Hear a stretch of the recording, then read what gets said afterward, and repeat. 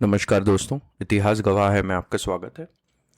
आज के एपिसोड में हम लोग डिस्कस करेंगे the period between 1935 and to 1939। अब हम लोग इस सीरीज में we are heading closer to 1947, that is India's independence year, and therefore like the activity, the kind of politics that is happening will be multi-layered. There will be many different issues coming from different directions that we will be discussing during this phase. Last episode में हमने the rise of socialism and communism in Indian politics discuss किया। Last के 2 episodes में हमने वो discuss किया और हमने यह समझा कि किस तरीके से the rise of socialism and communism also kind of help the conversation and extended the conversation beyond political freedom to include social and economic freedoms as well. तो आज हम सबसे पहले फोकस करेंगे 1935 के गवर्नमेंट ऑफ इंडिया एक्ट में। हमने एक पिछले एपिसोड में इस सीरीज में ऑलरेडी बहुत इलेबोरेटली एक तरीके का एक रिवीजन किया था of all the major government of India acts like Morley Minto reform of 1909, Montagu Chelmsford reform of 1919, और अब उसी की एक सीरीज में एक 1935 का गवर्नमेंट ऑफ इंडिया एक्ट को डिस्कस करेंगे और इस पे कांग्रेस का क्या रिएक्शन होता है यह भी समझेंगे। फिर हम लोग 1937 के इलेक्शंस को डिस्कस करेंगे, उसका क्या इम्पैक्ट होता है, कैसे परफॉर्मेंस होता है कांग्रेस की कुछ प्रोविंसेस में जो गवर्नमेंट्स बनती है उनमें उनका क्या परफॉर्मेंस रहता है और क्या लिमिटेशंस होती हैं कांग्रेस की उस 1937 के इलेक्शन के बाद। तो अब देखिए 1909 का जो गवर्नमेंट ऑफ इंडिया एक्ट आया था उसके बाद भी आप देखेंगे कॉन्टेक्स्ट सेटिंग के लिए हमको ये समझना जरूरी है कि उसके बाद बहुत सारे हमने चीज़ें मूवमेंट देखी, जैसे 1928 का जो साइमन कमीशन था जिसमें एक तरीके की एक ऑडिट करने की बात कही गई थी कि क्या यह 1919 में भारतीयों को गवर्नमेंट में ज़्यादा पार्टिसिपेशन देना, क्या यह सक्सेसफुल रहा है, क्या प्रांतीय सरकारें सक्सेसफुल रही है, मतलब प्रोविंस की गवर्नमेंट सक्सेसफुल रही है। और उसके अगेंस्ट बहुत ज़्यादा एक अप्रोर हुआ था, उसके अगेंस्ट साइमन कमीशन के अगेंस्ट एक बहुत बड़ा पुशबैक हुआ था एंड उसके कारण ही फिर ये कहा गया था कि अच्छा आप लोग ही क्यों नहीं बताते कि कॉन्स्टिट्यूशन क्या होना चाहिए। तो पहली बार मतलब भारतीय लोगों के पार्टिसिपेशन से एक संविधान लिखा गया जिसको फिर हमने नेहरू रिपोर्ट जिसको हमने डिस्कस किया था, तो ये भी 1919 के बाद हो चुका है, राइट। 1929 में पूर्ण स्वराज की मांग को एक्सेप्ट कर लिया गया है और फिर हमने राउंड टेबल कॉन्फ्रेंसेस भी डिस्कस करी। तो कहने का मतलब यह है कि 1919 में ही जब गवर्नमेंट ने यह घोषणा की कि ब्रिटिश शासन का उद्देश्य or aim is to establish good governance and to expand good governance, उसी से ही बहुत ज्यादा होप्स राइज हो गई थी। एंड जब फिर 1919 का गवर्नमेंट ऑफ इंडिया एक्ट आया तो वो जो इतनी होप्स मतलब हाई हो गई थी, दे केम फॉलिंग डाउन, राइट। मतलब ऐसा कुछ 1919 के गवर्नमेंट ऑफ इंडिया एक्ट में ऐसा कुछ किया नहीं गया जितना कहा गया था, राइट। सो इससे बहुत निराशा हुई एंड देयरफॉर कांग्रेस ने इसको अस्वीकार कर दिया था। Now 1935 में when the government of India Act comes in, it again जैसे हमने एक जो डायरकी जो द्वैध शासन की जो बात कही थी, और देखिए यहां पर भी द्वैध शासन एक बहुत पहले हमने 1764 के टाइम एक द्वैध शासन बात किया था जिसके कारण से बहुत ज्यादा एडमिनिस्ट्रेटिव प्रॉब्लम हुआ था, फैमाइन की सिचुएशन आ गई थी। वो द्वैध शासन और ये द्वैत शासन में अंतर है और ये आपको समझना होगा।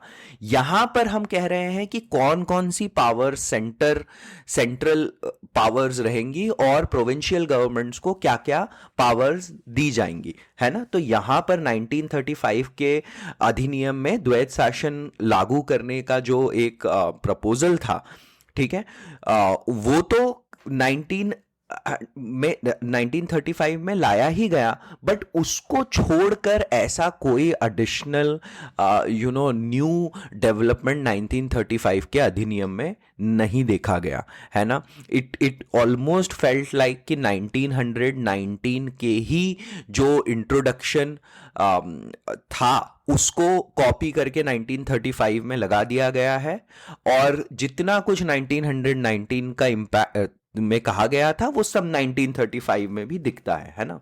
तो कहने का मतलब यह एक पॉइंट ऑफ व्यू से कि कि भारत में ब्रिटिश कंट्रोल एस्टैब्लिश करने का ये एक अब ब्रिटिश गवर्नमेंट को समझ में आने लग गया था कि ज्यादा दिनों तक ये काम चलने वाला नहीं है। तो ये एक बहुत एक अंतिम एक अटेम्प्ट था टू एस्टैब्लिश कंट्रोल।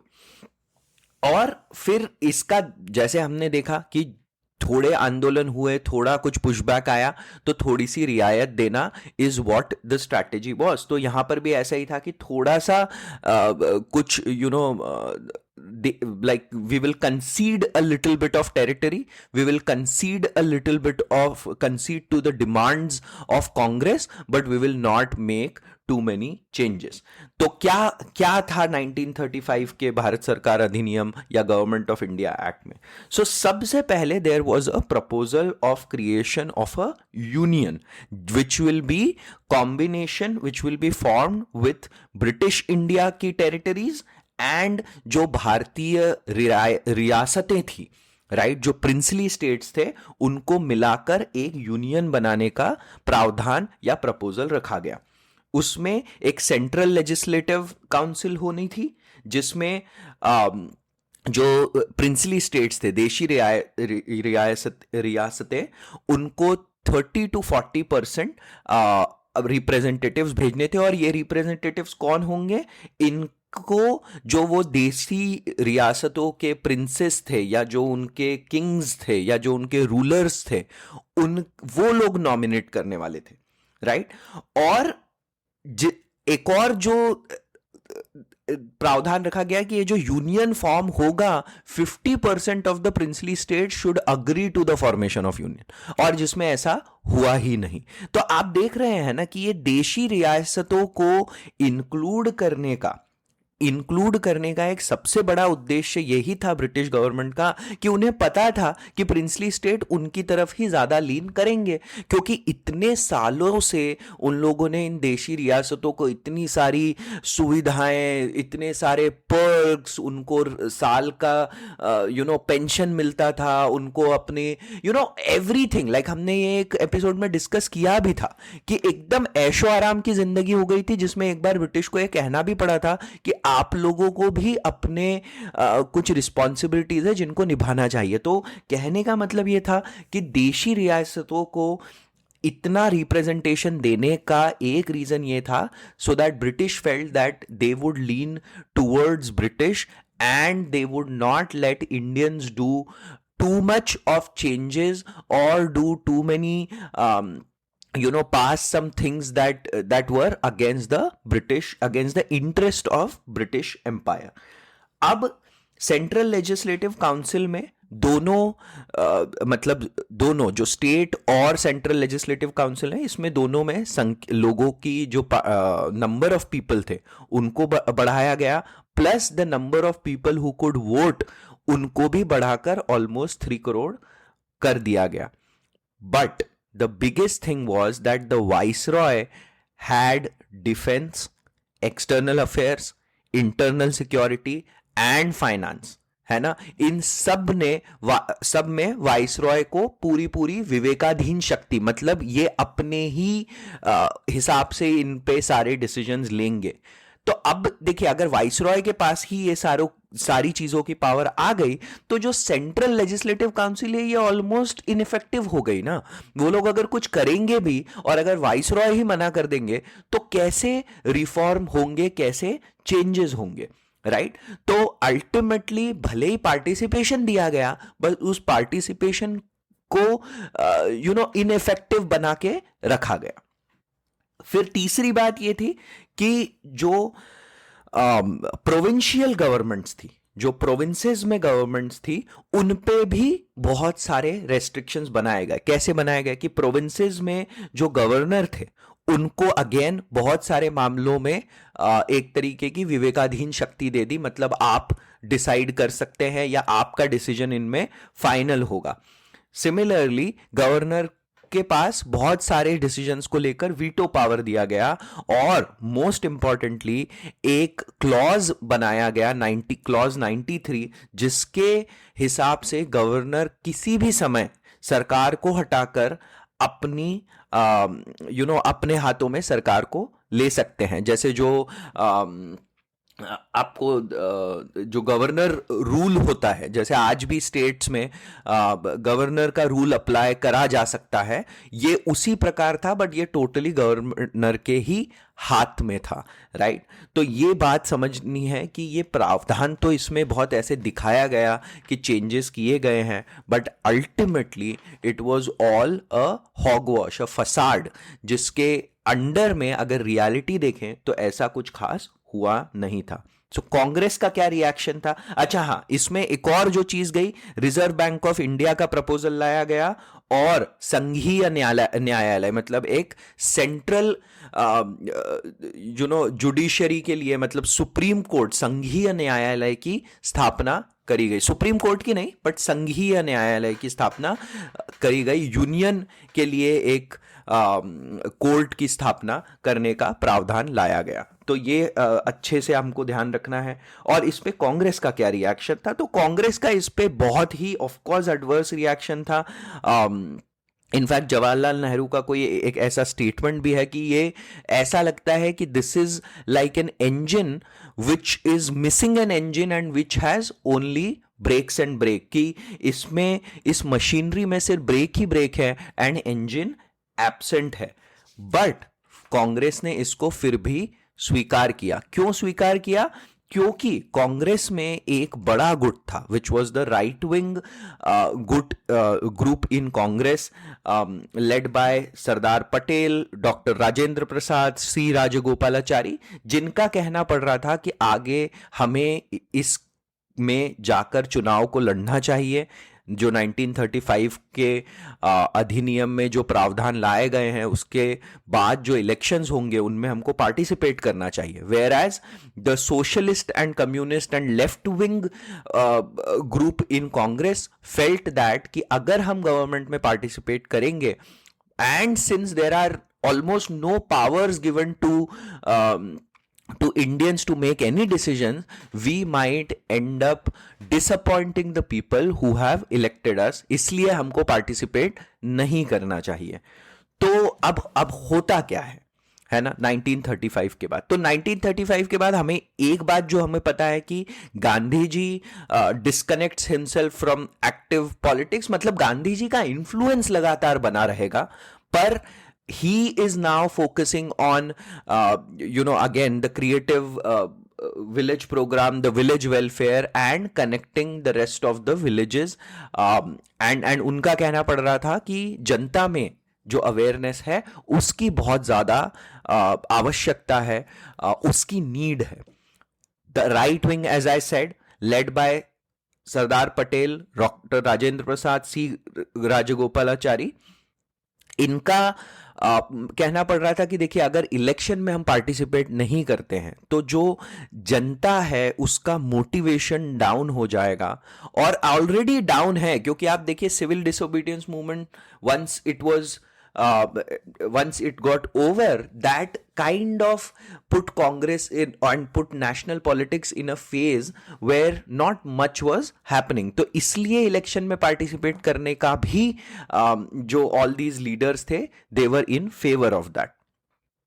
फिर हम क्या होता है ultimately, Congress decides to fight these elections, participate is in these elections, और ये तब होता है जब गांधी जी थोड़ा सा इंटरफेयर करते हैं और जो वाइसरॉय लिनलिथगो है ये थोड़ा सा एक आश्वासन देते हैं कि देखिए हमने ये सब प्रावधान लाए हैं, पर मतलब हम इतना ज्यादा सरकारों के मामलों में अनावश्यक इंटरफेरेंस नहीं करेंगे।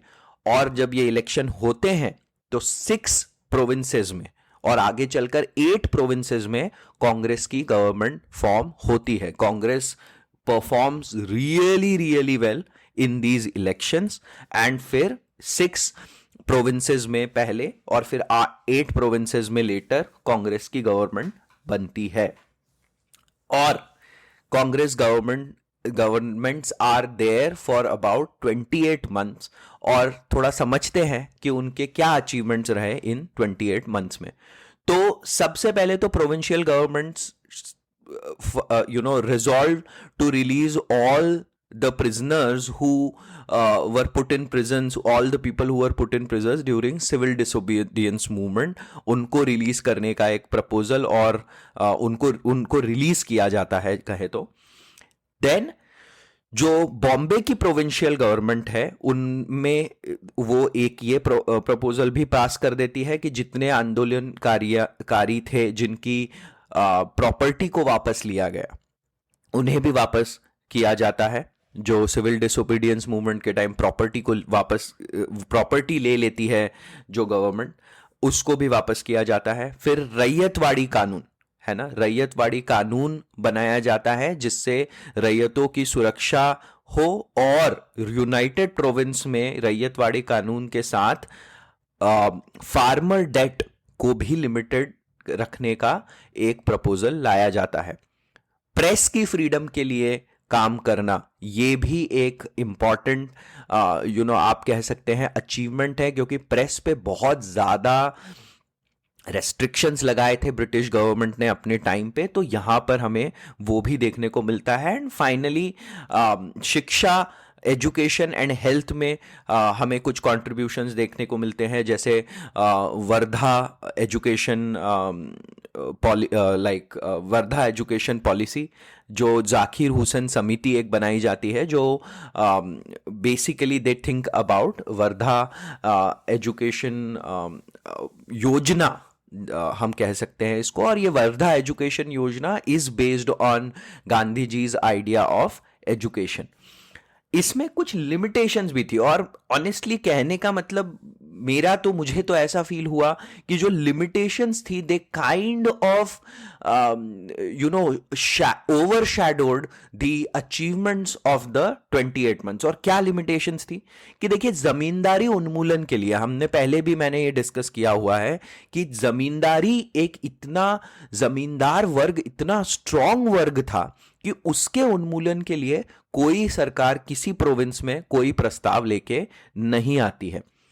और इसी कारण से ही जो कांग्रेस की प्रोविंशियल गवर्नमेंट रहती है, specially in Bihar, they form a big difference of opinion with the Akhil Bharatiya Kisan सभा, है ना, ऑल इंडिया किसान सभा के साथ उनका एक बहुत बड़ा मतभेद हो जाता है। क्योंकि आप खुद सोचिए कि अखिल भारतीय किसान सभा तो कह रही होगी ना कि भाई जमींदारी उन्मूलन कीजिए, किसानों का और वेलफेयर कीजिए, बट हम ये जानते हैं that Congress would not at that time bring resolutions against the zamindars, and उसके कारण से हम देखेंगे कि ये एक बहुत बड़ी लिमिटेशन थी इवन इस गवर्नमेंट की। तीसरा पॉइंट इसमें यह है कि जैसे बॉम्बे की प्रोविंशियल सरकार ने तो जो लेबर मूवमेंट्स थे या श्रमिक आंदोलन पे थोड़ा सा रेस्ट्रिक्शन लगाने के लिए भी एक लॉ पास कर दिया। आप खुद सोच रहे हैं, सरकार आई और उसने लेबर के अगेंस्ट ही एक कानून बना दिया कि लेबर ज्यादा मूवमेंट ना कर पाए। वैसे ही मद्रास की सरकार ने प्रेस और न्यूज़पेपर पे थोड़ा सा कंट्रोल लगाने के लिए कानून पास कर दिया।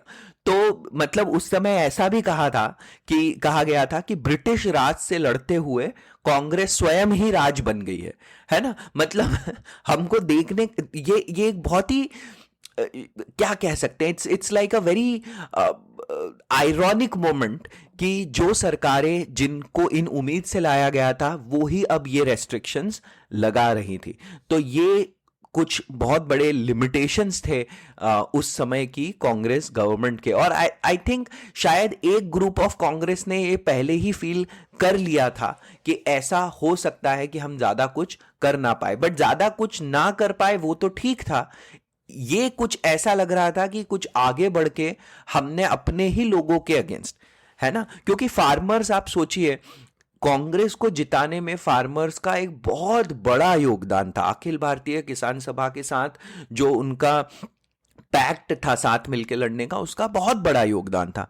और फिर आप अगर बिल्कुल ही जमींदारी उन्मूलन जैसे बात वाली बातों को नहीं करेंगे तो ये एक तरीके से it will cause disappointment. Similarly, you are talking about press freedom on one hand, whereas one provincial government is trying to pass laws which will curtail or curb press freedom. Similarly, one other provincial government is trying to pass laws which will curtail labor movements in that province. तो इस कारण से ये थोड़ा सा यहाँ पर limitation रही और ये थोड़ा सा डिसअपॉइंटिंग रहा। आज हम बस इतना ही डिस्कस करेंगे। हमने 1935 के गवर्नमेंट ऑफ इंडिया एक्ट को समझा, हमने ये समझा कि उसमें क्या ऐसे मेन प्रपोजल्स लाए गए थे, हमने ये समझा कि although they kind of promised something, but अगर हम ध्यान से देखें तो it was nothing but an attempt by British to exert control, to keep the control of the territory of India.